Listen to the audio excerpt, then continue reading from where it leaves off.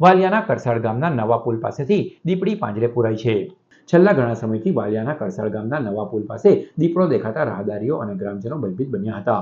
અઠવાડિયાથી દીપડો દેખાતા ગ્રામજનોએ વન વિભાગમાં જાણ કરી હતી। વન વિભાગના આરએફઓ ભાવેશ નકુમના માર્ગદર્શન હેઠળ સ્ટાફ દ્વારા મારણ સાથે પાંજરું ગોઠવાયું હતું, જે પાંજરામાં આજરોજ 3 વર્ષની અને અંદાજિત 40 થી 50 કિલો વજન ધરાવતી દીપડી પુરાઈ હતી, જેનો કબજો મળી તેનું વેટરનરી તપાસ કરાવી તેને જંગલ વિસ્તારમાં મુક્ત કરવાની તજવીજ હાથ ધરવામાં આવી છે।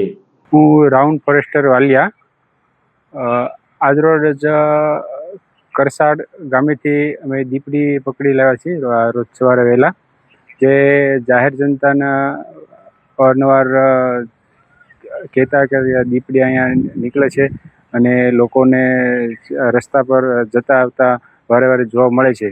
તેથી અમે અઠવાડિયા પહેલાં ત્યાં પાંજરું ગોઠવેલું હતું અને તેમાં આજરોજ દીપડી જે પકડાણી છે તેને અમે વાલિયા રાઉન્ડ અને રેન્જ ઓફિસ અહીંયા છે ત્યાં અમે લઈ આવ્યા છીએ અને એ સ્વસ્થ અને હેલ્ધી છે।